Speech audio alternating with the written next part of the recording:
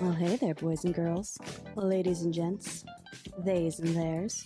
This is Tara Shapansky from the Polish-American Brotherhood and Adam Francisco from Be Free My Sheeple, and you're listening to the T&A Show, the Tara and Adam Show. All right. All right. And we're live. I believe we are, at least. I mean, I just love this technical issue. So, Greyson, I'll let you take it away. Yeah, let's kick it off. I'm your host, American Greyson. We're here on the T&A Show with Tara and Adam with our special guest, Micajah Jackson, great American patriot, amazing veteran. He does a lot of great work in the movement. Welcome to the show. Thank you, American Greyson. How you doing? Great. How are you doing? Good. It's great. So I understand that you just did a great investigative journalist work on a man named Luke Robinson. He is a suspected federal informant. Could you tell us a little bit about that? Yes, I can. So I was arrested for January 6th. I attended January 6th. That happened on the 6th of January. March 24th, the FBI knocked on my door about 11 a.m. Mountain Standard Time. They take me to the hospital the same day. I'm a disabled veteran. I got checked in for 5 days. So 10 days after March 24th, we get to April 3rd, 2021, and I meet Luke Robinson with a mutual friend, mutual acquaintance, whatever you want to call it, Ethan Smith, this founder of Anti-Maskers Club here in Phoenix, Arizona. So with my JFK report, I was documenting a few of Ethan's events and doing my own thing, and Luke Robinson was tagging along. So about a month and a half, we did work. Then on May 18th, I had to turn myself in. I get arrested, and I never seen Luke again until I saw him one time in September at the Arizona audit rally. Walked by him, said hi, that's it, didn't think about anything. So today's the 17th. On January 2nd, 3 days before my birthday, I get a DM on Twitter with photos sent to me asking, hey, do you know this man? Apparently he's from Arizona. He's been identified by sedition hunters. I'm looking at the photos. I'm like, oh, okay. And then real quick, I recognize who that is. I've done activist work with this guy, and I have footage of him. It was Luke Robinson. And the more I was looking at it, this dude had a firearm on him that day on federal property on Capitol grounds in the District of DC, an earpiece. He was wearing the same hat that he still wears to this day, same beard, same face. It's just very interesting. Yeah, I understand that there was a far left publication that tried to take ownership of the narrative. They stole a lot of our research that you did and a couple of our mutual friends helped with. And then they decided to put out an article trying to shape the narrative in a certain direction. And then when you did your investigative journalism, they started saying that you took it from their article and it's actually the opposite way around. I think Yes, that was the so Daily you're speaking Beast. about the Daily Beast. That's what's interesting about it. A day or two before I was about to confront Luke with our good pal Kyle, who helped out a lot. He extremely helped a lot. At the very end of the paragraph of the whole article, the last paragraph, it mentions me and Ethan Smith, and they call me a far right activist. But they, like you said, they were trying to spin a story in some weird way, how we were all connected somehow or something like that. So I'm kind of curious if someone tipped them off and knew something was going to happen, but I don't know. But either way, I confront Luke, and I ask him, why were you removed from 343 on the FBI wanted list for January 6th? And you see the guy drop his bike, his face just gets pale. He puts his hands in his back pockets. These are all signs of someone who's nervous, who's been cracked, who's been a liar. And this is some of the stuff I study since I'm studying to be a professor. I study human behavior. Yeah, you were very professional, very polite when you came up to him. Do you want to roll the clip? Do you want to show a little bit of what happened right there? Yeah, let's put that on.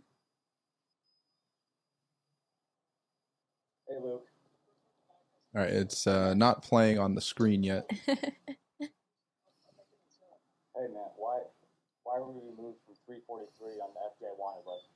I don't know. Can I talk to you after this? Hey man, let's talk. Hey man, we got. All right, let's start that up. We don't want. All right, so what's going on in this video is Micajah Jackson has just gotten out of his car to confront Luke Robinson with fully printed out color photos of him on the Capitol grounds with a firearm. Is that correct, Micajah? Yeah, so I have photos of there from himself the day at the Capitol, text messages between him and I, a photo of his Instagram, and a photo of his first license before he turned 21, which was on his Instagram.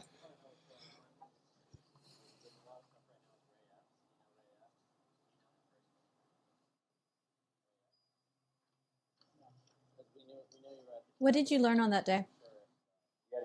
Like, did he confirm that? What did he say? He just wanted to talk. He's like, let's talk about this later. Can we talk about this afterwards? He wanted to make that bike sale. He was trying to stay out of this.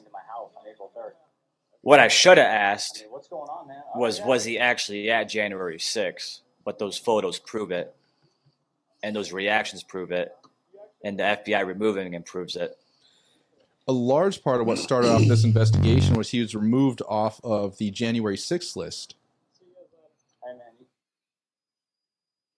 Yes, and that someone reached out to me 2 weeks ago, asked if I knew him. I said, yeah, and let me see what I could do. And that's when I got a hold of Kyle, and we figured it out. And Kyle found out he had a Craigslist. Kyle messaged him to buy a bike, and that's how we met up. And we did it at 8 a.m. on Friday, on the 14th of this month. And I just walked up there respectfully, peacefully. I wanted to be calm. I wanted to maintain a professionalism, and also I wanted to show people who I really am because of how targeting I've been from the media ever since January 6th. And yeah, they write a lot of slander exposing about stuff like this. A lot of libel. So another thing that I noticed, you asked him about Ray Epps. Did he have an answer for that? For those of you who don't know, who's Ray Epps? Yeah, MJ, tell us a little about who Ray Epps is. Oh, okay. Yeah, I can. So I was probably only a couple minutes away. Actually, no, I was where Ray Epps was at the opening of that gate. I was in the huge crowd, but not up front. I was in the middle end of it. On January 6th. Yes. But Ray Epps, you could see him, well, even before people got to the Capitol, he was telling people, hey, we need to go to the Capitol. The Capitol's this way. Then you have the video from Baked Alaska on January 5th saying, we need to go into the Capitol peacefully, but inside. And everyone's like, no, Fed. But he's also a Marine veteran. He was a sergeant in the Marine Corps. The guy had a ranch in Mesa, 5 minutes away from the Mesa airport, running a wedding venue. Very interesting. But he was the lead, what are you going to say? He was the chapter president for the Arizona Oath Keepers, which is even more interesting. But you can see him on the Capitol that day just talking to people and trying to get people to go inside. I bring him up because because he was one of the first ones taken off of the FBI most wanted list for January 6th as well. And now we have Luke Robinson, number 2, is taken off the list, also from Arizona, I need a new Phoenix area. Plan for my business, but all of my employees need something different. Sorry, guys. Imagine this. Yeah, we got some technical difficulties going on. I'm trying to pull up a clip of Ray Epps. I don't know why the audio's on this thing. It's okay. I just muted Hey guys, it. welcome to So Ray Epps was also taken off the list. Luke Robinson was taken off the list. These two names, both from the Arizona, Phoenix area. And for those who don't know, Phoenix has a lot of smaller cities all around it, but I just say Phoenix to make it simpler. I got the clip. Cool. And it's really weird that they're both from the same area, and they're both taken off of the list, and nobody else has been. All right, I'm going to play this clip real quick, guys. Just this credit to Liberal High Mind for kind of compiling this for us.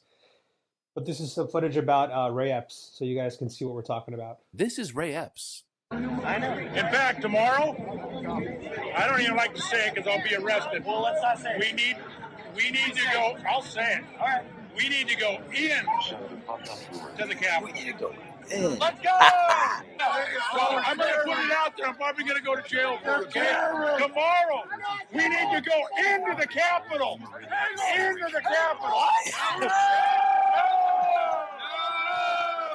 Peacefully. Fed. Peacefully.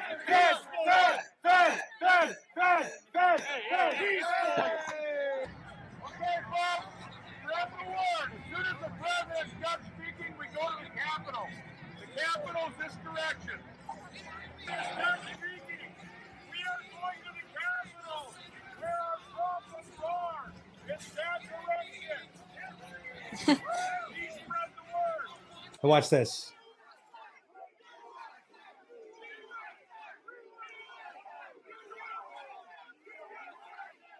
I was in that crowd, but I wasn't at the front. I was in the middle of it.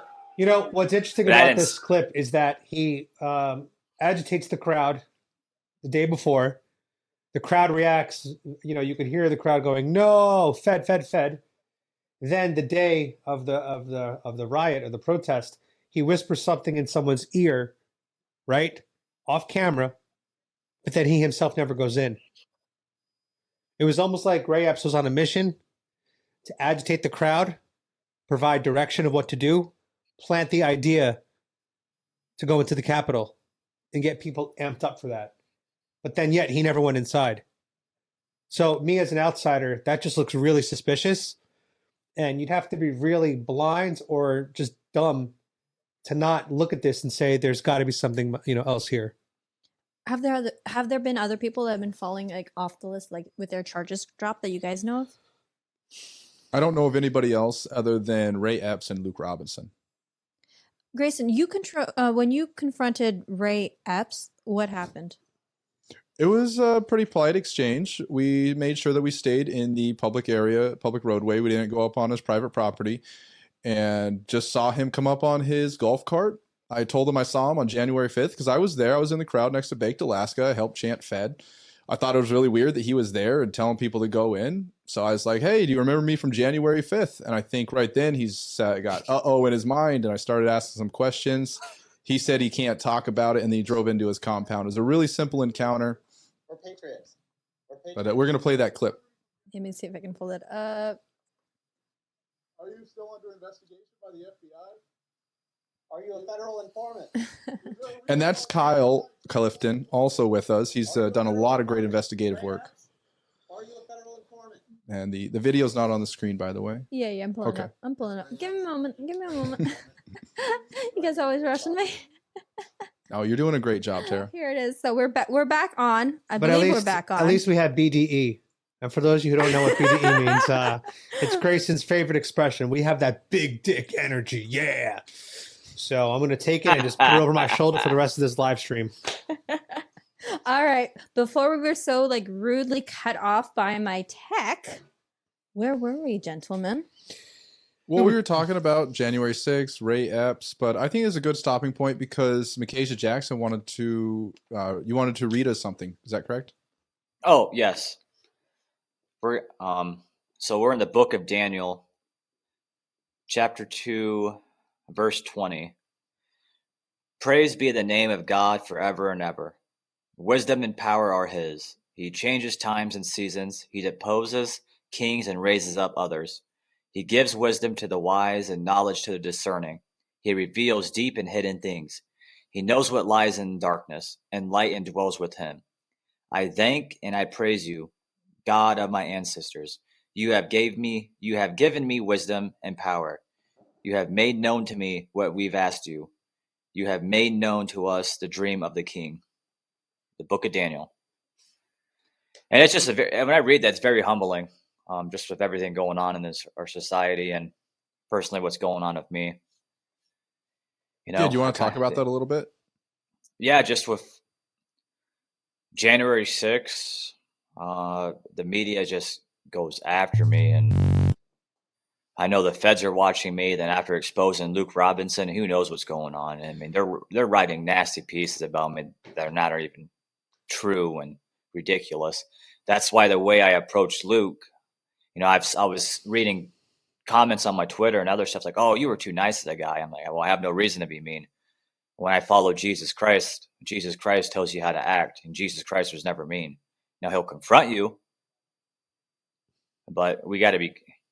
You just fight with kindness, you know. And I know Luke personally, and I know the guy was a nice guy. Either way, whatever he did or what's going on with him, I'm not going to treat him that way. I'm going to be a decent human being, because this whole Luke Robinson thing, I take it personally. Is the fact that I personally, not like Ethan level, but I knew the guy. I did work with him.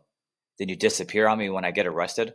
You know, something doesn't add up right. So I don't know what's going to happen once this me doing that video and confronting him, because it's already on InfoWars, and it's just going to go off from there now. And Jim Hoff has been calling me the founder of Gateway Pundit. It's very interesting, you know. Because what makes it interesting about Luke Robinson is there are people from January 6th that never went inside, who now sit either in jail, pending charges, or convicted for just standing on Capitol grounds. Luke Robinson had a firearm, the same firearm he carries on person to this day. He had that in the District of DC and on Capitol grounds, which, you know, the Second Amendment should be everywhere, but DC has rules because of Congress passing in unconstitutional bills. But either way, it's illegal. And the way the media is saying, oh, it was an armed insurrection. Well, the dude who had a firearm that has been proven was a guy who was removed from the FBI January 6th wanted list. And he has an earpiece in his ear. There's something else going on around this thing. Very much so. Very much so. Do you feel it's possible that the FBI could just be incompetent? Yes. The FBI should just be abolished. They've always been the KGB. And now they're just, it's escalating. I mean, look at the terrorist attack that just happened yesterday, and they weren't calling it a terrorist attack. A Muslim killed innocent Jews in their own synagogue, and this guy was He was a British guy. What are you talking about? He's still Muslim. No, I'm making a joke. The media, more of a joke. The mainstream media literally said a British man. Yeah, and it's like, is that really the number one description that you would use in this situation? Seems a little strange. But he wasn't even allowed to buy a firearm, you know, and it's just that. But now the FBI, you know what? I'm going to say it, Greyson. I'm going to say it. And the Hotep Jesus said this. Don't say it. We're on YouTube. Yes, I am. You know exactly what's going to happen. All right. Is the stream going to go down? No, it's not going to go down. We'll talk about it after this stream. I'm just saying, you know, let's talk about it after the stream. Yeah, you know, obviously with YouTube, we have to be very, very careful. And, you know, I'm sure everyone here on the stream knows YouTube is on the side of the left. So the fact that we're questioning the January 6th narrative already, the Fed's probably watching. They know you're live on the channel right now. YouTube's not going to go after the January 6th. Everyone talks about January 6th because they want to hear everything, because they want to see if they could incriminate you with all those January 6th stuff. They're more after COVID stuff and people targeting people. And election fraud. I know what you mean. Election fraud stuff too. There's a few things I specifically do not talk about on my social media, and that's how I've been able to stay active. And I just kind of watch what I tweet. Now my Telegram, I'll kind of go after it more. Right. But I'll just say white people are being discriminating. We're being targeted by the federal government.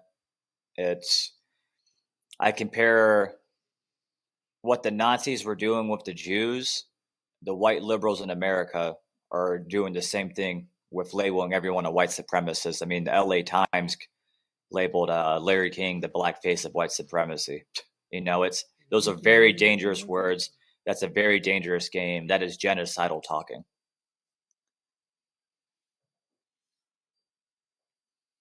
It's Larry King, Larry Elder. Yeah, Larry Elder. Did I say Larry King? I think so. I didn't even pick it up.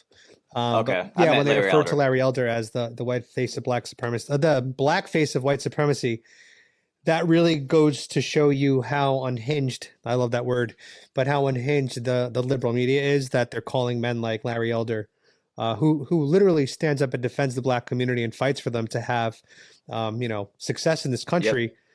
They call them white supremacists. It's unbelievable. And it's the same logic when they call Tara a neo-Nazi, ignoring her Polish ancestry.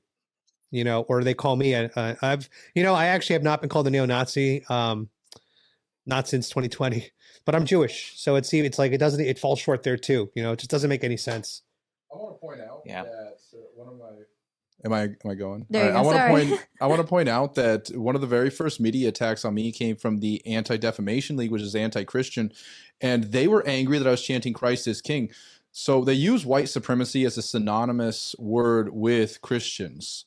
And it just so happens that a whole lot of Christians in America are white. So that's why we see people like Larry Elder, who's also a Christian, being painted as a blackface of white supremacy. And it does look racial. And a lot of the stuff in the media is racial, is the attack on white Americans. But at the heart of it, it looks very much like an attack on Christianity and Christian Americans itself.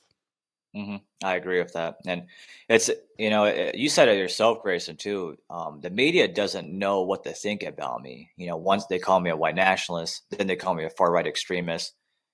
Then they can't find a name, because then they try to say, a racist, but then I upload photos to my social media of me standing next to famous black rappers. And I'm kind of into the modern day hip hop black culture. That's just what I like and what I'm into, the music and the style of clothes I wear. So race isn't even a factor for you when you're making friends and you're interested in things. Race doesn't even play any sort of role in that. I want to read this, guy. So I wanted to look up the definition of the word nationalist, because that's a word that comes up. I know you, Grayson, haven't called the white nationalist before. So nationalist, a person who strongly identifies with their own nation and vigorously supports its interests, especially to the exclusion or detriment of the interests of other nations. So I think that anybody who believes America should be first for Americans would be a nationalist, right? Absolutely. Yes. So I think everyone on this live stream here would be technically considered a nationalist. Yes. Right? Yes. Also in That's what I Poland. actually do. Okay. Because I label myself as an American nationalist. Everyone in this country has to be an American nationalist. If I'm nationalist, you're not anything. I consider myself a nationalist before I call myself a patriot. I don't like being called a patriot. I like being considered a nationalist. I love What's God. the I love my difference, do you country. feel, between a nationalist and a patriot then? The difference is a patriot, you're the people that are going to stand up for what you believe in, your beliefs, your country, and your tag along and help. But a nationalist is someone who exceeds patriotism. You actually do this. You actually fought for your country. You went to the Capitol. You're out here working every day, and you're trying to lead patriots to make changes in the community. Maybe they're demonizing so much the concept of being a nationalist or a patriot, because the Great Reset is about moving towards a globalist society. Yes, communism. The one thing I want to say is, so, for example, if you have someone who's Mexican living in Mexico and cares about Mexico as a country, they would be a Mexican nationalist, right? Mm-hmm. Yes. If you have a Japanese person who says Japan's the most important country to me, we should put Japan before anywhere else, they'd be a Japanese nationalist. I personally don't see what the issue is in any of those descriptions, right? Mm-hmm.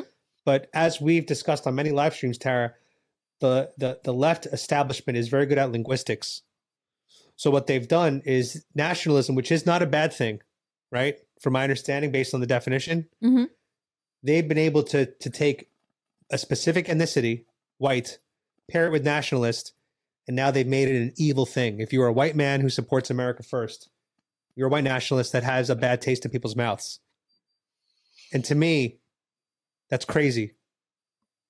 Isn't that kind of crazy? Because if you were to say Mexican nationalist, oh, great, you put your Mexican pride. Japanese nationalist, great, you put Japan first. But when it comes to white nationalists, they use it as an insult and as a slur almost. Yeah, they do that with Poland also, because since Poland it's just, I mean, I'm sorry, white. maybe I'm ignorant here, but it just sounds to me like a description of somebody. Mm-hmm. A white person who puts America first. It is. Well, and it's the ongoing indoctrination of Marxism in our current universities now that has reached K through 12. I'm currently in school, as you all know. I'm studying to be a professor. We have to take back our education. We need more America first, conservatives, libertarian types, traditional nationalists, and Christians that take back the media, our colleges, our schools. And it starts from there, and there's a fine line. I've talked to Grayson about this. There is a fine line between white nationalists and American nationalists. White nationalists and black nationalists want the same thing. They want full control, race segregation. So is that what that when someone says they're a white nationalist, it's not just a white person who puts America first? Is it included that they also put their own race first? Is that part of the expression? Because I would say that'd be more of like a white supremacist versus a white nationalist. It really seems like a lot of these terms are quite ambiguous for a reason to the left because they want to use them as denotative terms. Right. That's what I'm trying to do is we're trying to break it down. I don't think they're well defined. Right. Because here's my thing. All four of us care about America. All of us here. But when I say this, I'm not talking about white people only in America. I'm talking about everyone who is an American citizen. I talk about blacks, Filipino, Polish people, white people, German people that are all American citizens. That's what I'm talking about. So to me, I just feel like the left has done such a good job of really just slandering an entire group of people that just happen to be white that love the country. And that, to me, that's not very fair. I don't know how you guys feel. Well, to fix that problem, we have to erase when you fill out. So when I fill out an application, or if I do applications and I ask for your race, I don't put white. I don't put Caucasian. I put down American if it says other. We have to erase all the racial identity on our driver, any federal government form, licenses, or even state, I'll say government in general, license, paperwork, worked for a job application, schools. Until we get rid of all the racial identities, we're not going to fix the problem. We have to classify ourselves as Americans. My family's been here since the 1650s, before the American Revolution. I'm an American. There's people, people say I'm a Mexican American, I'm an Asian American. No. You're an American. Your family your family could have been here for generations, or you could be the first generation American. So you're no longer Asian American, Native American, you're American. It's simple as that. We have to go back to where, no. We're our own nation. We have our own culture. We have our own traditions. We're American. Screw the whole. I think it has to do also with the allegiance that we have, because like when you ask a person to identify themselves, what they first use to describe themselves, whether they describe themselves as a Christian, as an American, as an Asian American, or if they go by race, religion, creed, a conservative, Republican, Democrat, like that's kind of what they probably primarily identify themselves. And so that's going to be their greatest of allegiance, because sometimes you have these different identities will clash in terms of what's going to be more important in priorities, from what's more important to a woman versus what's important to being Asian or anything like that. So I think, like MJ, you're right about like we all should lead with saying that we're American, so that way our allegiance is to being an American. That's Darius Mayfield's tagline: not black, not white, American. It's not about skin color. But my question is, Tara, when it comes to someone who's like you have dual citizenship, you're both Polish and American. When you say I'm Polish American, isn't that kind of like, doesn't that show pride for both sides? I mean, you know what I'm saying? It does. But here, even myself being both a dual citizen, I think that does present a conflict in terms of fortunately, in a sense, like Poland and America are brothers, and hence the Polish American Brotherhood. But let's say I had dual citizenship for countries that were in clashing with each other, then that would probably present, a problem. There's nations that refuse to allow you to have dual citizenship. For example, like Japan doesn't let you have dual citizen. You're allowed to, up to like the age of 18, you need to decide if you're going to be a Japanese citizen or if you're going to be an American citizen. So a lot of countries actually don't recognize dual citizenship. And so, I'm benefiting from having the dual citizenship, because I'm like, well, if America falls, I can always escape, seek refuge over in Poland. But that's not really the best outlook to be having. Your allegiance needs to be to one country, because let's say there is a world war and you find yourselves on opposite sides. Is it going to make me a spy by having both allegiances? You do have to pick one. And even being a dual citizen, I would lead with I'm an American. America used to not even have these problems until after World War II. It was around 1945 that this idea started to change. In the 1960s, it became normalized. But before that, to be an American, a hyphenated American, Theodore Roosevelt shut that down so quick. We had a lot of immigrants coming in under before and after him. And he said, if you're a hyphenated American, you're not a true American. You need to cut that out. There's no such thing as an Irish American. There's no such thing as a German American. There's no such thing as a British American. You're either full American or not American at all. And that was a big point with Theodore Roosevelt when he was president. He was making sure that these people are coming over, were assimilating into the American fabric. And we have even before that, the Monroe Doctrine, all of these immigrants coming over, bringing their old world prejudices with them. We had to stop these old European wars and conflicts from happening here in America, since everybody was all from different nations. And it's basically, when you come here to America, you get rid of your old life, you get rid of your old prejudices, and you become American, and you absorb into the fabric. That's interesting to get rid of the hyphenation. You can look it up, hyphenated American. It's a real historical push by Americans to force assimilation because of immigration. And when you do have large amounts of immigration like we're having today, it has historically 100% of the time led to balkanization, genocide, and the destruction of the nation and the civilization itself. People naturally group into tribal groups. They're going to balkanize. America was very much an experiment. Our founding fathers knew what they were doing, but the experiment itself is having all these different people from the entire world come over and mix together into what is called the new American race. It was first defined in 1782.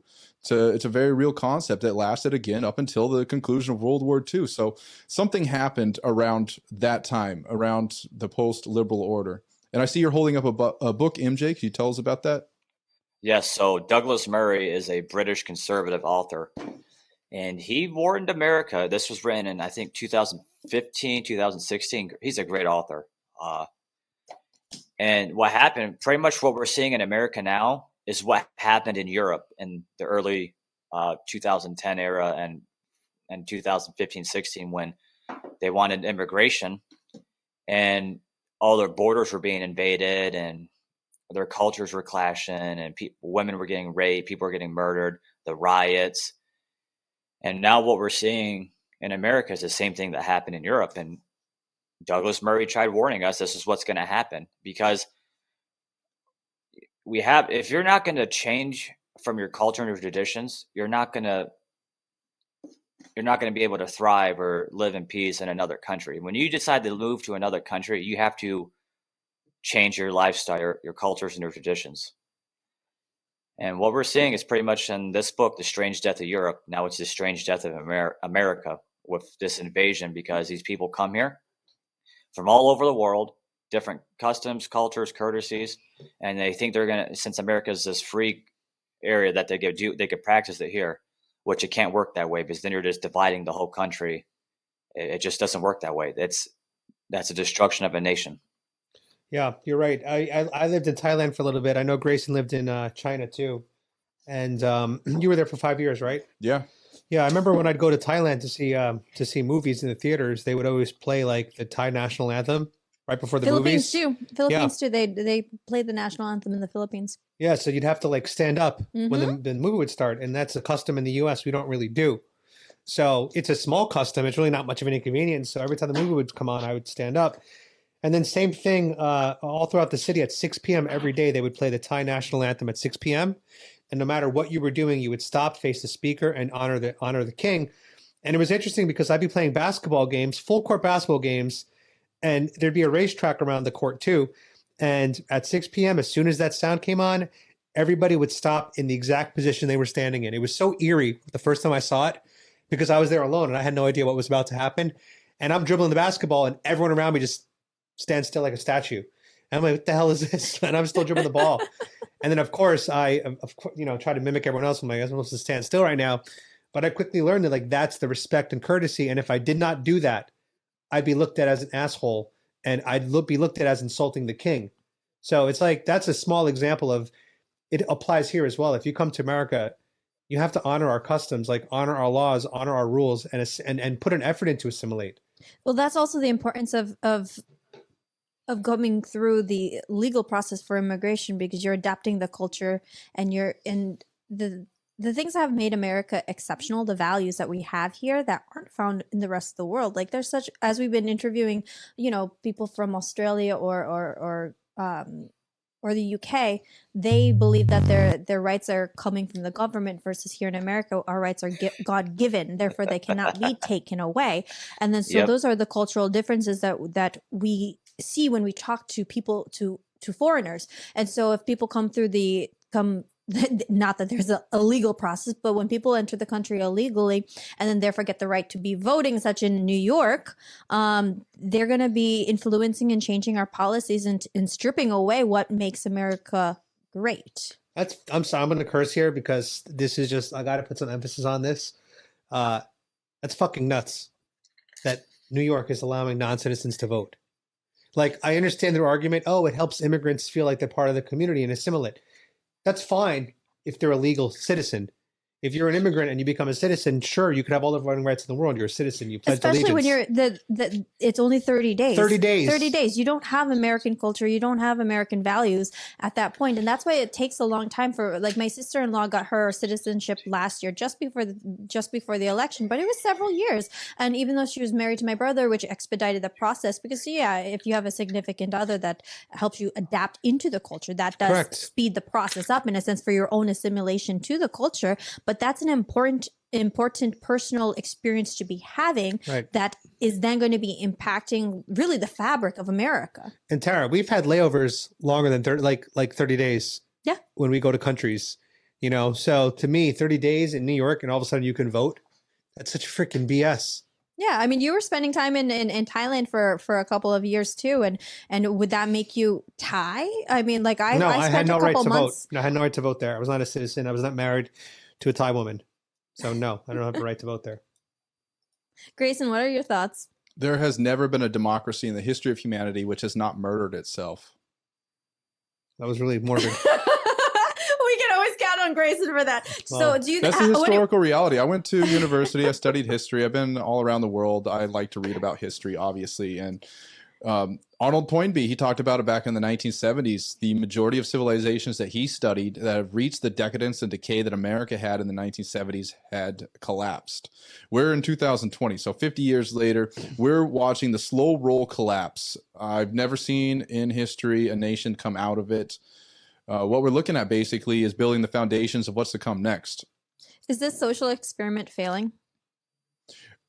It's a misconception about what the social experiment, what the American experiment actually is. What the American experiment is to have a nation built in the spirit of Rome, where we could have citizens from all around our colloquial empire, because we were a republic, but all these different states and throughout the world, they could come into America and they go through the process. They could become American citizens. They could marry into the American bloodline and have a connection to the soil. So even if an immigrant did not have a connection to the founding fathers, their children would. So that part was the experiment. And so the founding fathers knew what they were doing in that respect. As we went forward around post-World War II order, and especially in the 1960s with the 1965 Immigration Act under Lyndon Baines Johnson, we saw that entire concept change of, instead of having the world come in, the best of the best, the people that really want to be here, they want to fight and die for this country, they want to build this country, they want to put their sweat into the great works of this country and assimilate to become American. We saw the reverse of where, let's invite the entire world in and have America assimilate into the world. And there's where a lot of the problems really began. Yeah. Thailand has a really unique approach. So as an American, you can't really buy property in Thailand. Mm-hmm. That's one of the things you have to realize. You get I think it's like land leases or something for 50 years. But regardless, actually, you might be able to buy condos. I think that you can't buy land, but you can buy condos. Yeah. If it's an apartment, you're not purchasing the property of the land. So if you buy let's say a building has 100 units, 51 of those units must be owned by Thai people, mm-hmm. and 49 can be owned by foreigners. And you know why they do that? It's in case anything goes to shit, the Thai people control the building still. Thailand controls the building still. And that is a way that Thailand protects itself from, quote unquote, an outward invasion, to keep Thailand.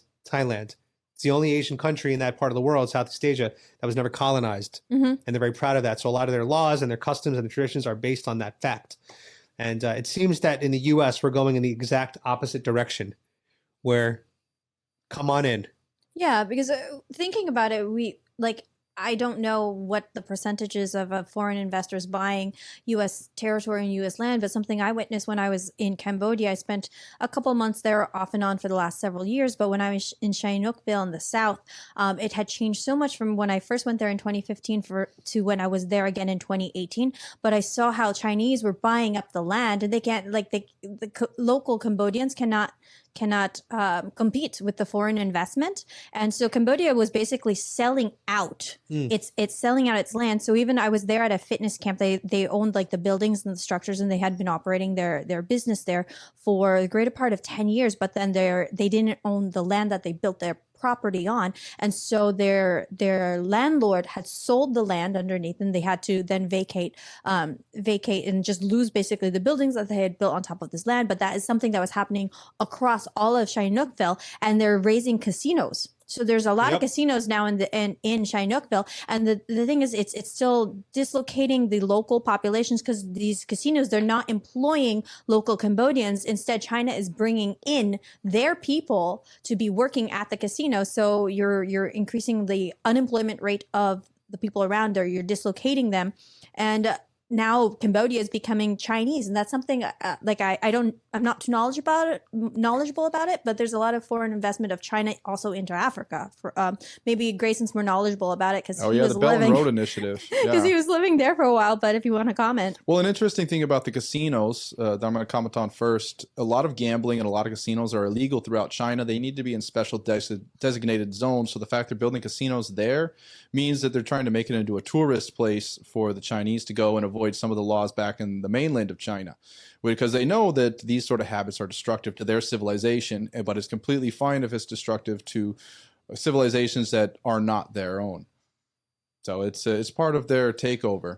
And the Belt and Road Initiative in China, what they do is they've been building railways directly to the shipping ports. They send in their own Chinese to build the structures. They send in their own people to build the railroads. They send in their own people to work the mines in many times, because they don't want to pay the Africans who are building it. There've already been riots. There's already been murders between the two groups. There's a lot going on in Africa with Chinese investment. But yeah, they build their own stuff. Everything is for resource extraction, and they pay off the local authorities throughout the African nations so they can keep doing it. And they advertise it, these big infrastructure campaigns, when it's really they're paying their own Chinese, they're buying up the stuff for themselves, and they're sending all the resources back to China and giving Africa paper in response, the Chinese yuan. So paper for real resources. And even here in the United States of America, vast majority of land development, much like when we talked about BGI with the Beijing Genomics Institute, your genome is going to China. They do the bulk of genetic testing. They also do the bulk of land development here in America now. So you look at a lot of these land development companies, even though they have a American, a black or a white front face, and you look through their website and it looks all American. You go and you follow the money. It's coming straight from the Chinese Communist Party. They're building these structures so that they can make money off of America. They're a very large reason why a lot of the house prices are going up. In addition to all the liberals moving out of their hellholes, it's because the Chinese are sending in a whole lot of money and buying up houses and driving up the prices. That's crazy. That's absolutely crazy. And I just did a fact check. China is the #1 investor in Africa today. They invested about $70 billion. And the thing is, so China is the one that's loaning out the money to these African nations, and sometimes like they're interest free, but then so what I heard, and you can fact check me also on this, Adam, but when they're they're using other means of payment back to China with like trading ports or key like strategy like cities and everything. So when they are not able to pay back the money, then they're losing actually some of the key resources of these African nations, and then becoming in debt diplomacy. That's what they call it. China owns a great deal of ports throughout Europe as well from this. They own a lot of the Costco ports.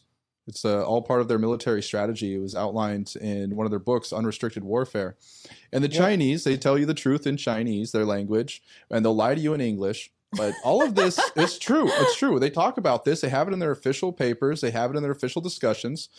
And this is all out in the open in China. The Chinese people, I've talked with them, they think it's insane that the Americans are doing what they're doing, that the Europeans are doing it, and they can't understand how they keep letting the Chinese go ahead with it. The Chinese respect strength, and they don't respect a nation they're able to take advantage of. And I think that's just normal human behavior. So they're taking advantage of the world, basically, the Western world, and they're not going to stop doing it because they're winning. Yeah, that's it's called debt trap diplomacy. And once an indebted country fails to service its loans, it becomes vulnerable to pressure from China to support its geostrategic interests. So it's almost like a strategy with China to loan out money that they know that it's a military strategy. People can't pay back, and then it's like, well, we signed this document. Now you got to give us, all this other stuff. And don't these nations have to like vote like pro-China like policies? Otherwise, they do get votes in the United Nations from debt diplomacy as well. That's crazy. And Micajah, as a veteran who served our country, how do you feel about all this that's going on right now? All the stuff we're talking about. Well, I want to go back to what Adam said about Thailand, how they stopped when they said at 6 o'clock they had to stop and look at the King's Palace. I had to do something similar like that in the Marine Corps. So every night, depending on the sunset, and every morning at 8 a.m. So we had to do it twice, morning and night, morning and evening taps, where you had to go to the position of attention, or you had to salute the flag, depending if you had your hat on or anything. And that was in the Marine Corps, where you were showing respect to your nation, serving your nation, and to the people that died before you to make this nation keep going. So I actually understand that on a military perspective. Then I go back to you talked about, I know it was Tara brought up the voting with the illegal immigrants in New York City, illegal immigrants. That is very unconstitutional. If you read Amendment 26, the right of it's right here. The right of the citizens of the United States who are 18 years of age or older to vote shall not be denied. Here, quotation marks around this word, or abridged by the United States or by any state on the count of age. So even though it's talking about age, that's for voting. And this violates the 14th Amendment. With all these illegal aliens and not citizen immigrants in New York City, they're violating citizens of that city, and it's targeting elections, which could screw over other people that are citizens in that city and state. There are multiple constitutional violations and state violations so it's not even right. But then to go back to Adam again, the whole Afghanistan situation. I personally knew he was a staff sergeant when he was killed by the Biden regime because of Afghanistan, but I knew him as a sergeant. He was in my first unit, my only unit in 3-5. He was a sergeant, and I was only a lance corporal at the time, and I had a couple of drinks with them when I used to party in the barracks with my Marines. And when that whole Afghanistan situation happened, I had a couple of my Marines reach out to me, be like, "Hey, man, I'm not doing so well." So I take it to heart when I had Marines I served with reach out to me having a hard time because their staff sergeant got blown up. Yeah, that's crazy. Obviously I never served, so I can't, relate to that experience. But the consistent thing that I'm noticing from the left is a complete lack of respect for law-abiding, tax-paying citizens. Mm-hmm. Suddenly, if you're a good moral person, you're overlooked by the Democrats.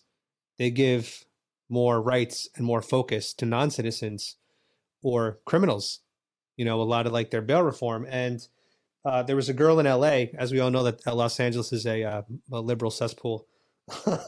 But there's a girl that was killed a couple nights ago. Her name is Brianna Kupfer. If you can pull it, I guess I can pull it up. Yeah, pull it up and I'll 21-year-old girl, Brianna Kupfer. And I want to talk about her because the mainstream media has just completely ignored this story.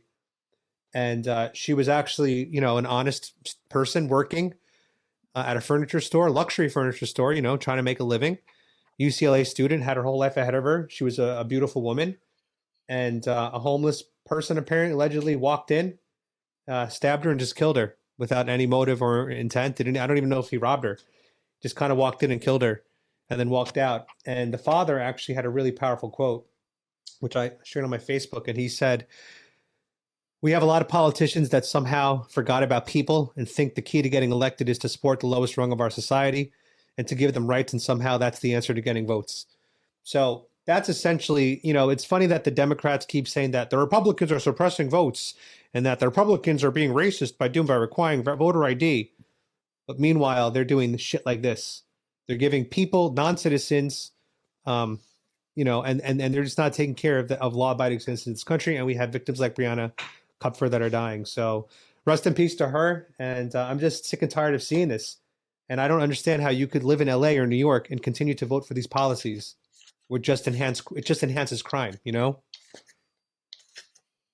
I think your Democrat voice sounded more like a Republican because it sounded like a little like this. Just saying. Maybe I'm less liberal now than I was. Channeling the soul of Ronald Reagan. That's right. Everything you're talking about right there with how the Democrats have been acting and demoralizing our society. Mm-hmm. When you read left-wing communism and infantile disorder by Vladimir Lenin, he has 8 steps to destroy your nation on page 8. One of them is depression, demoralization, splits, discord, regnancy, pornography. Let's take not go place down of the pornography politics right now. Well, no, I'm not. This is all 8. There's 8 steps to take control of politics. We're seeing it all in our country, and all of them just lead to demoralization. You take God out of our country, you teach Marxism, you have people get violent, you divide.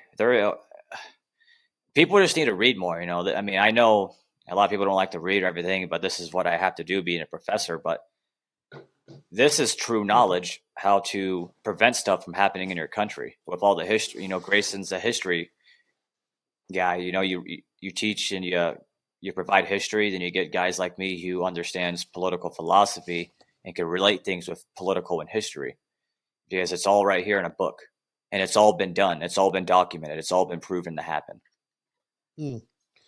Since we're doing a book hour, I figured I would bring out a book too, part of our new book club. And I had the pleasure of meeting Melissa Tate at the Reawaken America tour hosted by Clay Clark. And this book basically says why privilege isn't a thing. It's all about choice privilege. And really the back is pretty interesting. And it's what you're kind of talking about, Micajah. Her story, like Micajah. Gee, I can't keep going back from my head. Micajah. Okay, her story, like many African immigrants, is at odds with propaganda peddled by the left. She lives a life of privilege as the fruit of hard work, doing things in the right order, and prioritizing life in a way that places God first. That's what you were talking about. Then family, and then her career.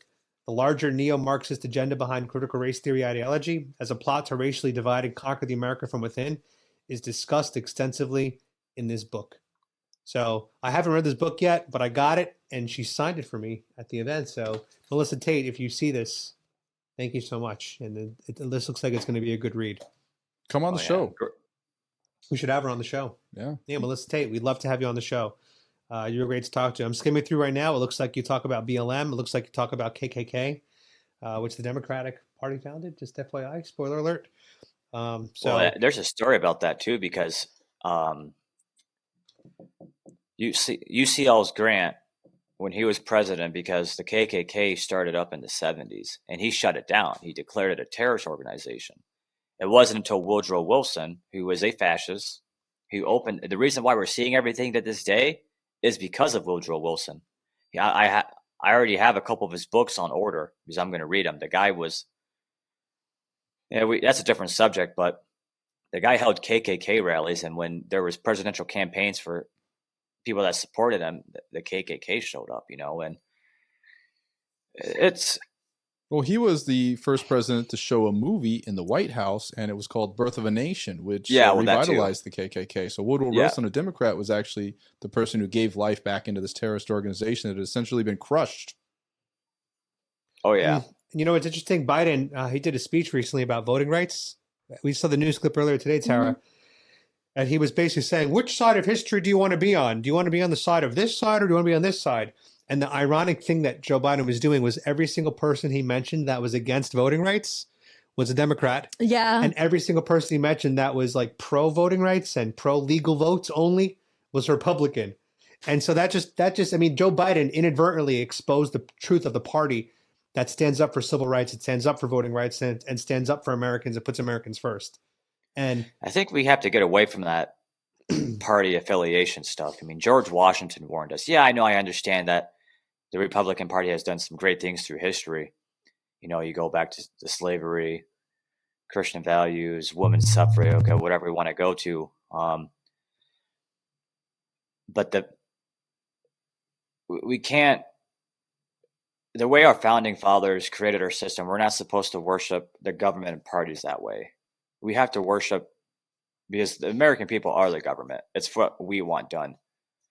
Instead of clapping our hands for the government, we should be clapping at hands for you and I, because it was because we did this, we got this done, not the political party. They listen to us. We give too much respect and power to these politicians because they don't do anything. There's some that actually do, there's some good people out there, but we have to take it back where no, it's because we did it. You listen to us, you work for us. Yeah, absolutely. Micajah, now MJ, I'm going to circle back to the parts that we covered in our earlier part of the podcast, because since we had so many technical issues, we weren't really able to clearly talk, clearly get through why we originally brought you onto the show, and that was to talk about your confrontation with potential Fed or alleged Fed. We don't know yet. I agree with him. He's not. Okay. You guys know about the situation with Whitmer, with federal agents, like 12 of them. Then they set up like 3 or 4 regular citizens,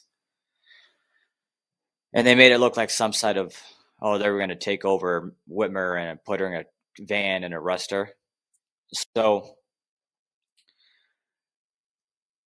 is there FBI involvement with January 6th? Yes. But I'm going to say government involvement more, because there's different agencies involved, because then there's been people who were registered Democrats arrested for January 6th, and you have their Antifa was proven to be there. BLM, John Sullivan was there. So this is more of a government operation. It's a psyop on the American people, but we can't really link the directly to the FBI. But there is some sort of connection here where it's involved. Yeah, that makes a lot of sense, because Governor Whitmer, that was pretty much an entire FBI constructed kidnapping plot. The FBI created these terrorists. They coordinated the entire thing. They created the plan, and they're the ones who executed it. And now they're trying to put a couple of these morons that they duped into helping them into prison, when it's the FBI agents who created the entire debacle in the first place who need to go. So that makes a lot of sense that they may have been trying to dupe some less intelligent people into doing some dirty work, and there might be a large amount of federal agents behind this entire plot. Yeah. So pretty much what I'm getting to say too is what happened in the Whitmer situation. I am pretty sure that's what they did with the Oath Keepers. They have infiltrated Oath Keepers, Proud Boys, and other militias in the years to come. Proud Boys is not a militia group. Just going to put that organize it. Well, the Proud Boys are just they need to be disbanded. They're not organized. They're a bunch of drunks and they're buffoons. Well, it's a drinking club. It's just a fun fraternal order. You have fun. You go out with your friends. But what's the point you're trying to make? What I'm trying to say is, what happened with the Whitmer situation is pretty much how they were able to use the Oath Keepers and Proud Boys. And that's why you see so many Oath Keepers now being in charge of sedition, because they needed the narrative. They raided Stuart Rhodes' house a year later, and only a few days after. How many are being charged with sedition now? Like 10 people? I don't know, but after they cleared Ray Epps, the January 6th committee, the same committee that subpoenaed my cell phone data without a warrant, a day after they cleared Reps, Stuart Rhodes was raided.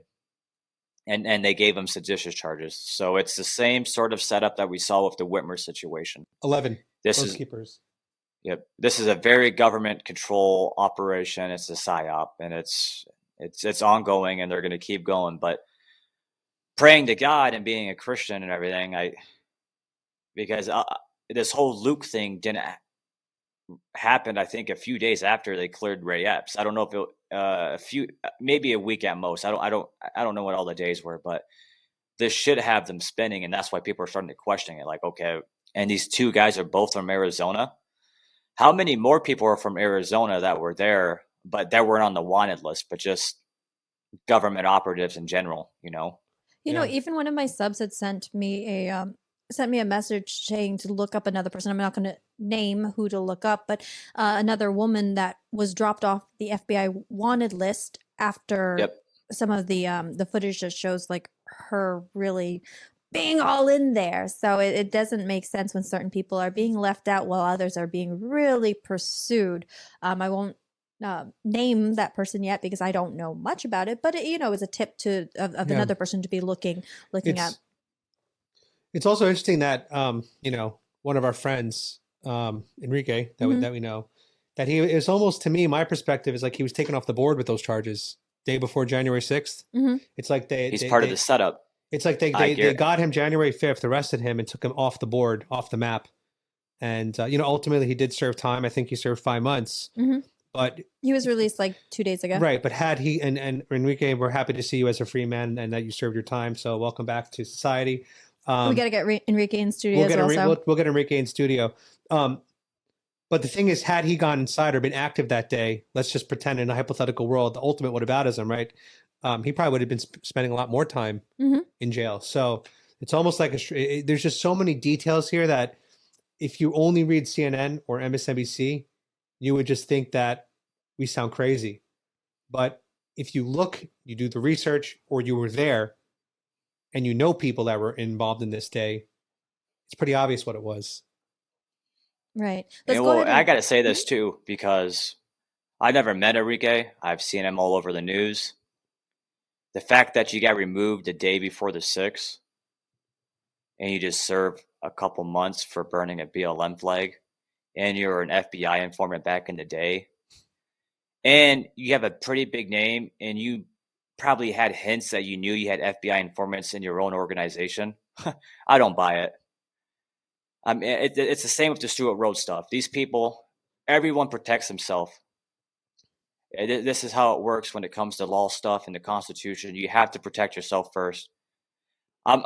Look, I'm not good. I hate talking bad about people. I mean, this could go in many different directions. Yes, exactly. It's just go there. Yeah, it's just sus. But with it's just I just ask for prayers because this is a pretty big. I'm not even I got a DM. I checked it. I'm like, okay, I'll follow through with it.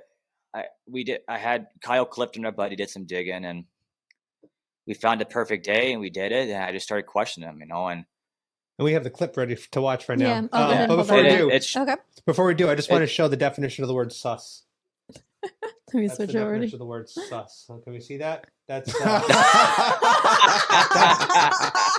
no. That's me and Greyson at the pro-life. That's march. Joe Biden's America. Joe Biden's America. That's Joe Biden's America. Men can have children. Men can get pregnant. Men can get pregnant in Joe Biden's America. 100%. So Adam's expecting is going to be a beautiful baby Mexican Jew. Hey, look, the party that follows the science believes that men can have babies. Half American Greyson, let's just exactly. Let's just put it that way. Kidding. Yeah, I'll have Mexican Greyson.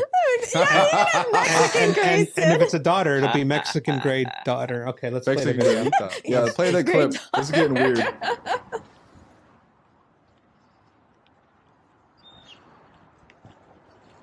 All right, MJ, what are we looking at? Hey man. Yeah, pause it. Adam, pause it. Hey man, why were we removed from 3? All right, what are we looking at? Yeah, I don't want to talk over for the people. So I was parked across at a different parking lot.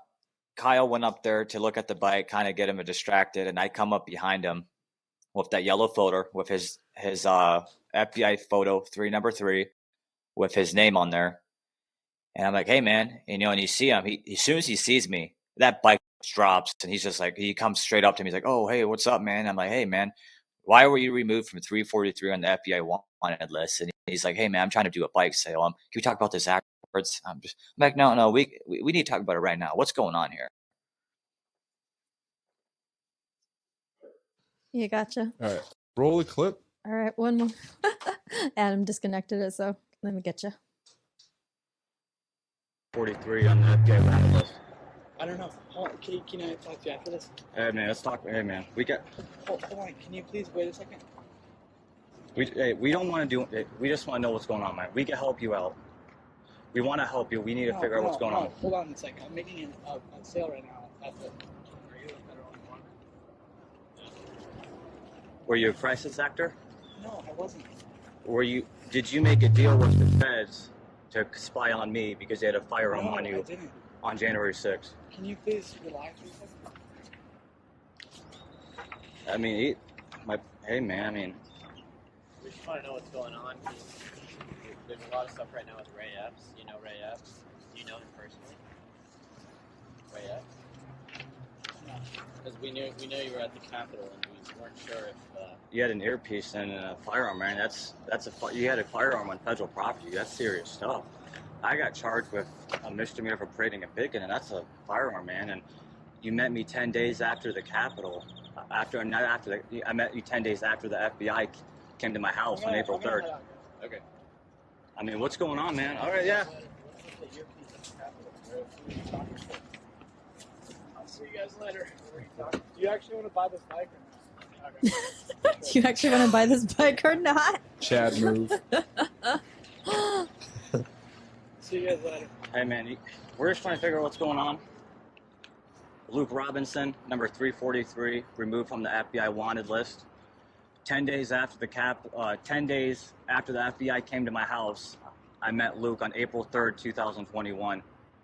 And 2 weeks ago, I found out Luke Robinson was removed from 343 on the FBI most wanted list. And he's a nice guy. We just want to know what's going on. He had a firearm on him on federal property and an earpiece, and he was removed from the Capitol. We don't know what's going on, brother, but we just want to figure it out. If you're in serious stuff, you got to get a lawyer. You need to figure it out, man. We want you to be safe. I know who you are.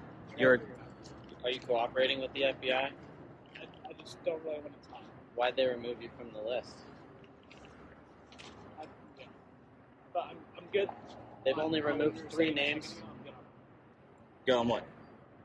I'll see you guys later. Yeah. They've only removed 3 names from the FBI list. We're not sure why they removed you. You Why they removed had a Ray firearm Epps. on you, dude, on federal property, man. We're praying for you, Luke. This definitely seems like a Gretchen Whitmer, the Governor Whitmer situation.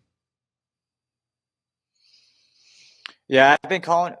I've known you for maybe a year in May, Greyson, and I've personally called January 6th the DC massacre because they executed 4 people that day. People committed suicide from the FBI raiding in their house. You have people being beat in the gulag. People are getting arrested. It's breaking up families.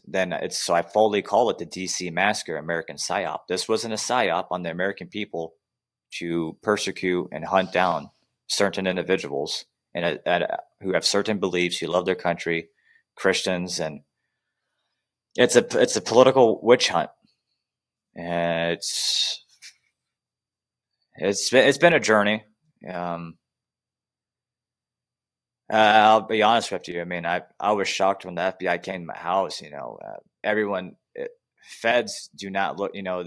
We've been propagandized to think and conditioned what feds look like, man. Greyson, I saw the video when the feds came to your house. I mean, feds are not what we actually think. The feds that I dealt with, one was super in shape, one was kind of out of shape, and one was just very skinny, nerdy looking with his shirt untucked. Yeah, they're sloppy. When they came to my house to talk about them, I immediately turned the tables and started asking about Ray Epps because I knew they wanted some time. They're going to dominate the time if I don't get my questions in. And they had no clue what was going on. They didn't know who Ray Epps was. They didn't even know he lived in Arizona. They didn't even know that he was a chapter leader within the Oath Keepers. So either they were lying to me or they're incompetent. It's interesting. Everyone here on the stream today has dealt in some way with the FBI because of the events that happened that day. You dealt with the FBI? No, except for me, I was going to say. I was gonna say, like, Adam, you dealt with the FBI I was other gonna say than everybody those here except for fake, me because Adam's those glowing. fake He's FBI posters that Antifa made of you that they Yeah. spammed us with over 10,000 into our inbox. I mean, I got a call from the FBI, and Right. Adam got pranked by Antifa with because the I FBI. didn't do anything that day. I went as a blogger with my dogs. My 2 dogs came with me, and as soon as I heard through the grapevine that tear gas was being deployed, I knew that I should not subject my dogs to tear gas, so I left. And I saw the whole thing. I saw the whole thing happen. Yeah, you got some crazy stuff going on. Yeah, I legitimately saw the whole thing happen. There was a select few individuals. The cops had control, then they just started beating people out of nowhere, and they started flashbanging people. I have a video, by the way. Mm-hmm. Tying to what MJ's talking about. I'm just going to call him MJ so I don't mispronounce his name. Yeah. I was sent a video that day of a witness who was at the front, who basically said what triggered everything that set the whole thing off, and it's exactly what you're talking about. I have a video of him on my YouTube channel. If I could pull it up. Yeah. I'll have you pull that up in a moment, Okay. actually, because I want to circle to Greyson's experience also confronting Ray Epps. So I've got that video queued in. On Greyson, if you can talk through your experience with this. Yeah, let's just play the video. Your politics, I've been trying to get a hold of you. We met January 5th. We're patriots. We're patriots. Do you remember me from January 6th? I understand that, but I can't say. Are you still under investigation by the FBI? Are you a federal informant? Is there a reason why the FBI took you off the most wanted list? Are you a federal informant? Ray Epps? Are you a federal informant?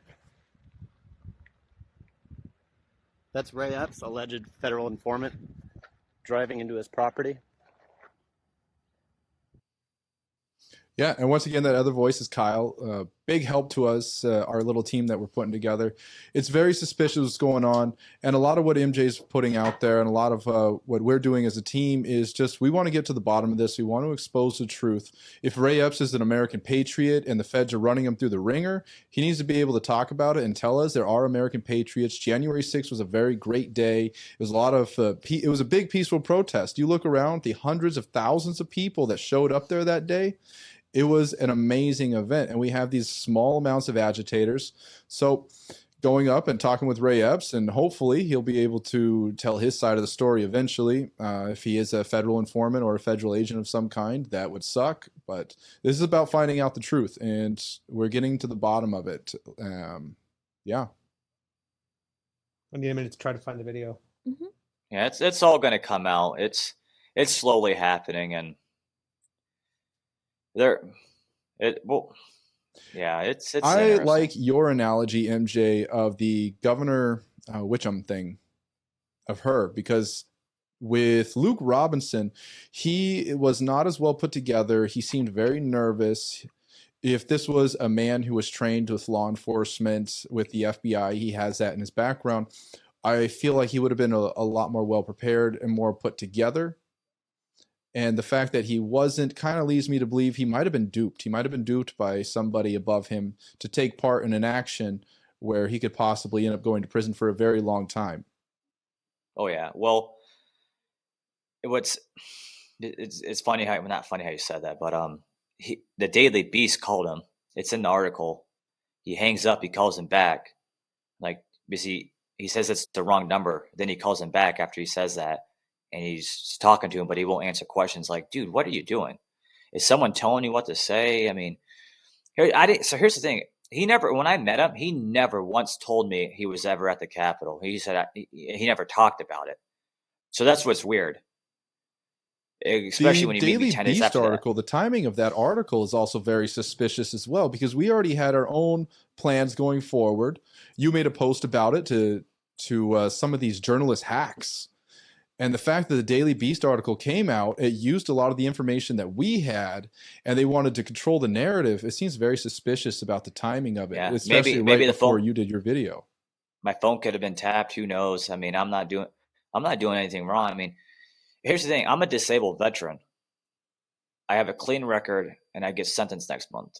If the government comes after me extra hard because of this, it's going to prove even more of what we've already been exposing. Because either they might just arrest him, just like, oh, we just, they're coming up with some story. Oh, we just didn't know what was going on. We were still investigating him. And it's like, no, this dude was smiling in his FBI January 6th photo. Like he had a purpose being there, because I'll tell you what, I wasn't smiling like that. And all the people around me that were there that day were not smiling like that, because they were angry and disappointed what they were seeing that day from how the government responded to peaceful protesters and peaceful law-abiding American citizens. Yeah, I saw a lot of people get beat up that day by the Capitol Police too. A lot of elderly people, and they tried to come out with this narrative as like a white supremacist uprising, but really, I saw Americans from all backgrounds. I saw Vietnamese Americans, I saw Jewish Americans, Black Americans. I saw some people from the Hawaiian Islands, and it was just there was a lot of elderly people as well, and the Capitol Police just beating the crap out of them. It's the most insane thing I've ever seen in my life. They were out of control. I was watching the Capitol Police, like their captains, they were just sitting there screaming, and you could see them moving their face and arms. They didn't know what to do. You could tell they don't get trained. They just hire people just to fill in the job, and they don't. They're just there. They're unprofessional. They're untrained. I mean, then you get a guy like Michael Byrd, who executed Ashley Babbitt, who's already had. He left his firearm in the bathroom. If you did that in the Marine Corps, you're going to get hazed, leaving your back and your first sergeant's going to face chew you up. UCMJ for that one. Well, that too, and they still kept him. There's no police accountability in this country. Well, that's a different topic for a different day. But there's a lot of things leading up to that day. Canceling the National Guard from not being there, even though why would we need a National Guard? No one was going to get violent. This is a good segue. I want to ask you about that. I'd been to the previous Million MAGA marches. Did you notice anything January 5th and January 6th about the security and how it was different? No, I just went there.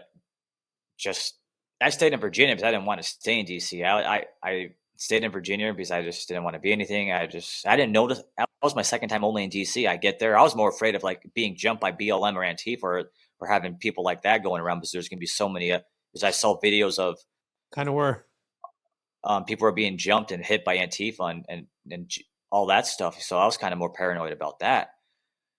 That's real. I get there, and it looks normal to me. Hey, I'm going to play this clip. Yeah. It's the clip. This is a very rare, never before seen clip, unless you watched my channel a year ago when it happened. But besides that, never before seen, even though it has 2,000 views. So check this out, guys. This is a frontline witness. And to be clear, I did not take this video. This video was actually sent to me by someone else. I'd never got this close to the Capitol. I want to be very clear about that. All right, here we go. The reason why we're here, we had a line over here at defense. The cops, they get tear gas on us. So until we had water, we kept changing lines. Then a girl broke in from that side, maybe 20-year-old, with a big American flag. So we started cheering her when she ran across. She got just about to where these guys are here. The cop took her down to the ground, pulled out his fucking baton like this, and he hit her 8 times in the arms and in the legs. And that's when we saw that. We broke this fucking barrier. Gotta give out how much fucking tear gas there was. And the cops ran like fucking sheep because they know we ain't stopping, because you beat that poor girl up there. There was no reason to hit her. There was no reason to hit her. A cop can take you and just carry you right off. Yeah. Get on the ground, then you got to hit her 8 times. Yeah. And we all saw that, and that's why we said that was enough. That was our line that we crossed over there. And we ate a lot of tear gas until we ran out of water, that's what burns. And I'm fucking 70 years old, man. And this is the first time I ever supported anybody. I've never been political. But Donald Trump has made me political. He made us Americans. Look at this. This is America over here. How old are you? That's crazy. 70 years old. 70 years old. Never been political. I mean, look, Tara, it was never political. Me, I was never political. Donald Trump awakened so many Americans. That's to me the legacy that Trump has left so far.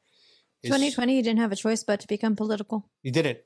And then look at the outcome today. Look at the world that we're living in right now. Yeah. If it wasn't for January 6th, I wouldn't be here right now. Right. I mean, everything's political now, unfortunately. They just did a survey. 58% of Democrats want non-vaccinated people to be arrested and put into quarantine camps. That's the majority of Democrats want me to be arrested because of my vaccination status, when I've already had COVID Alpha, I've had COVID Omicron, so I have double immunity, and I'm in goddamn great shape. And we all know that BMI and obesity is the number one indicator when it comes to complications. right? Same as Tara, you're in great shape. Grayson, you're in great shape. MJ, you're in great shape. We're all in great shape. We're really not at risk. So why should we be arrested, the four of us, and put into quarantine camps? Are they fucking stupid? Yes. Do they not know history? No. They don't know history? Come on, guys. Authoritarianism. It's disgusting. It's all part of the control. Oh, yeah. It's disgusting, but we got to realize this. And MJ, you spoke about this earlier.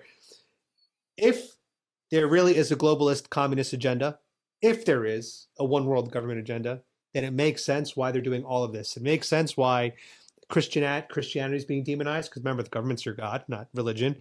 It makes sense why nationalists are going to be targeted, because they don't want that. We're against globalist goals. And the fact that we're not getting vaccinated, we're not doing what we're told. So it makes all three of us, those three groups, enemies of the country, even though we literally love the country. So when you read the Communist Manifesto, it's in one of these pages that the entire goal of communism is one global order. And you bring up destroying how you just brought up their country and taking over and defeating nationalists. In one of Lenin's books, he refers to nationalists as social chauvinists, which are nationalists. And he said in order to get his communism in their full control, they had to destroy and eliminate the social chauvinist, which easier term, nationalist. Yeah, and that's what's happening today. I mean, it's just so obvious at this point. It's in a book. Take a look. It's reading rainbow. But yeah, it's seriously, you got to start reading these books, these history books. MJ is right. People, they don't know what's going on. They think the news is going to tell them. The news is lying to you. Pick up some of these books. They're all out there, freely available information, and exactly what's going on in America. It's been done before, and people have talked about it. All the plan is right there, laid out in the Communist Manifesto. Let's to wrap this up. I want to end on a positive note, because we on the TNA show here like to end positively. Since we can't get naked and strip for you guys on the TNA show, we're going to try to be positive. Let's do a quick round robin question for all of us. At this point, we all can kind of agree the direction we're all headed in. Globalist agenda. We're all against that here. What can we do? And I want each of us to have, and it could be the same opinion, to get back on track or to fix this country. Let's start with our guest, MJ. What do you think we need to do at this point to get this country back on track?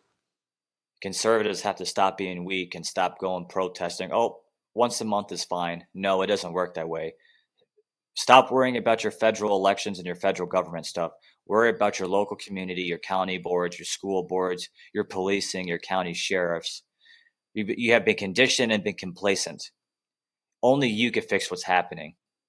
Going to protesting once a month or once every blue moon, it doesn't work. You get these big events where there's 20,000 people there. That's not going to solve the problem. You have to get more active, and you have to stop being afraid. Actually sign up and run for a political elective office position. Go to school and find to be a teacher or a professor. Go be a cop and with your values, so you can put the Constitution first. Get your churches involved.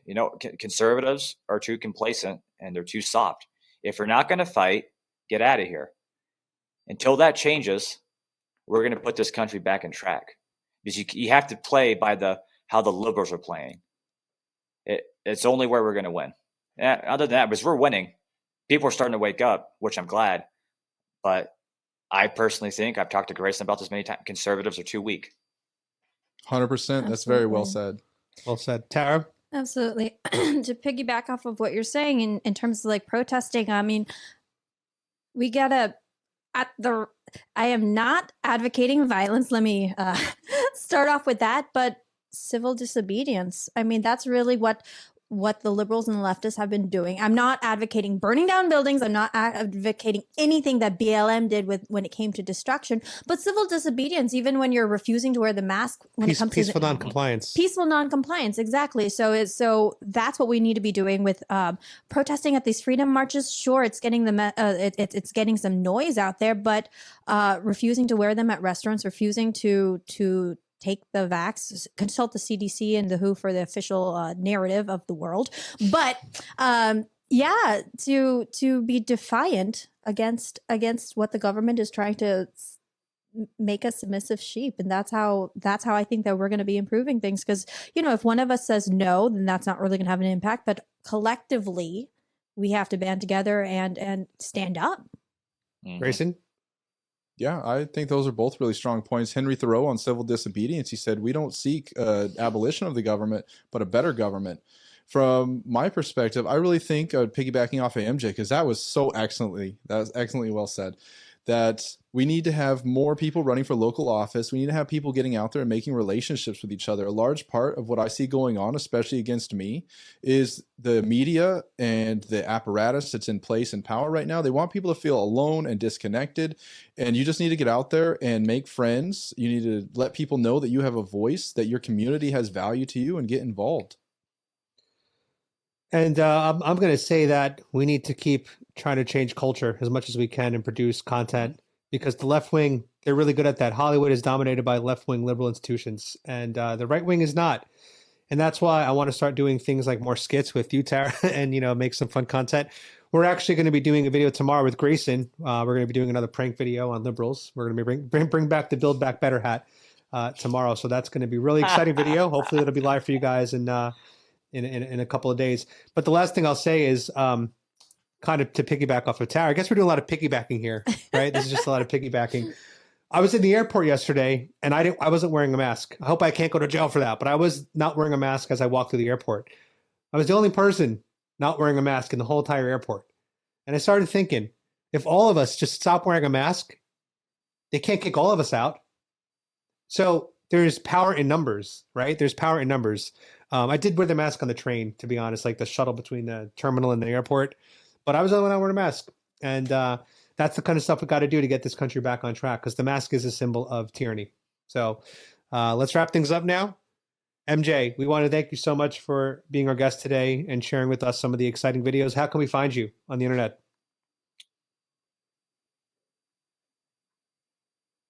See you have audio. MJ, there? Yep, I'm Hey. here. It froze a little bit, but yes, you can find me on Twitter, YouTube, Rumble, Telegram, anything.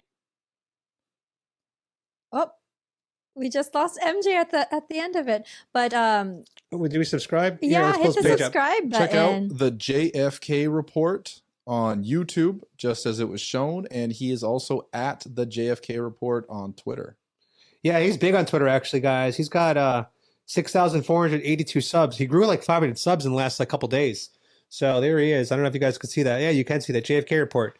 Constitution, social, libertarian, Marine, 3 years sober. God bless you.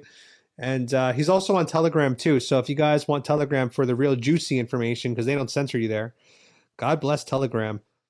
His username there, I think, is the JFK report as well. So, Yeah, Telegram's crazy. You get Telegram's all the uncensored nuts. news. And while you're at it, also make sure you follow me, Adam Francisco, on Telegram. It's actually Be Free My Sheeple.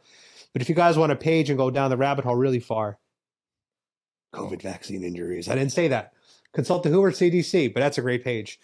All right, guys. Thank you as always for watching. We appreciate you joining us for the TNA show and sitting through our technical difficulties. We're gonna nail it one day. The second stream is going to be the one that we actually end up posting. The first one was just like a test run. Well, we're gonna join it up. I'll combine this and make it into one video. Do some edit work. But before we let you close, let's also plug in Greyson, because we got to get Oh, his yeah, numbers I got up. a plug. Oh, yeah. We Let's got to get 'em plug up. in Greyson to get his numbers up. Everybody who has I'm subbed our huge channels on Telegram. Yeah, I'm huge on Telegram. I'm one of the main influencers on there. Circle the map. But I'm trying to pump up some of my YouTube numbers. So check me out, Pure Politics on YouTube. We're going to have a lot more content coming on there. It's going to be YouTube compliant, mind you, but there will be links in the description to go to full uncensored videos on Telegram. All right, now Adam, I'll let you kick it back off to you. So thanks again for watching, guys. Really appreciate you guys being here, as always, despite the technical difficulties. You can find this eventually, when I update this, on Apple Podcast, Spotify, and thetnashow.com. So we'll see you guys next time. Let's go, Brandon. Let's go, Brandon.